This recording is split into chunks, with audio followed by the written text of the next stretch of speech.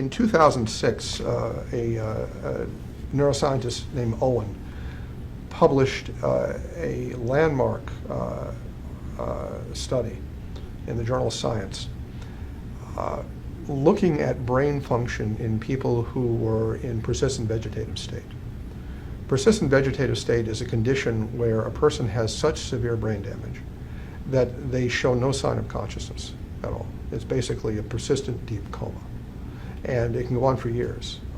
And many times people who are diagnosed as being in persistent vegetative state, for example from a car accident or from lack of oxygen to the brain, something like that, many times their family and sometimes their caretakers will say, but I get the sense that the person is there, that they understand things, but there's no clinical evidence for it. You examine them, there's no sign of any reaction at all.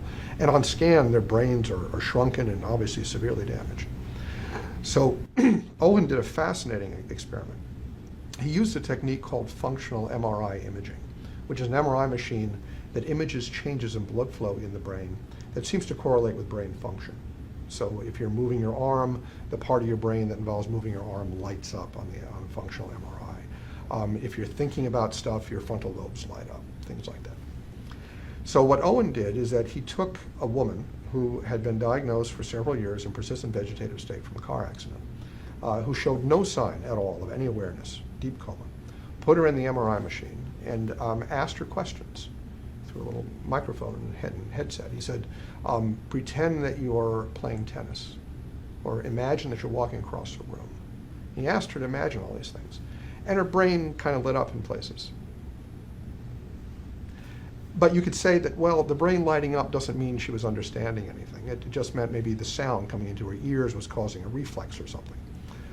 So what he did was he took 15 normal people, and he did the same thing with them, stuck them in the machine, and asked the same questions.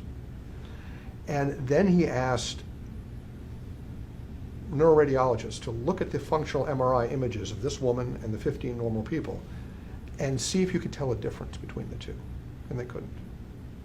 Her pattern of reaction was identical to the normal people. That seemed to imply that she could understand what he was asking, even though medically she was diagnosed as having no mind at all. And he did something that was very clever, that absolutely fascinates me.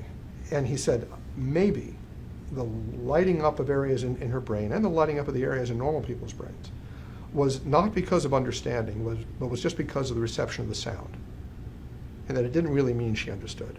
So what he then did is he took the same words that he had asked her before, and he asked them again, but he mixed the sequence of the words, so they didn't make any sense.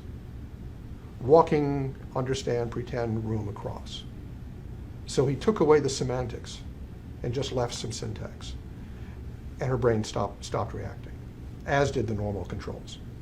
Her brain only reacted when what he said to her made sense. It didn't react from just sound. So Owen's work was a landmark study, and it made people begin to question these folks who were in persistent vegetative state. Are they really unaware? And so his study has been repeated by a number of different investigators, and there probably, last I looked, there were 40 or 50 patients who had been studied by other investigators. And at least half of them showed the same thing that he found, that even when your brain is so massively destroyed that there's no clinical evidence for any mental activity at all, functional MRI can find that these patients are capable of thinking in quite clear ways. And there are some patients who can do mathematics.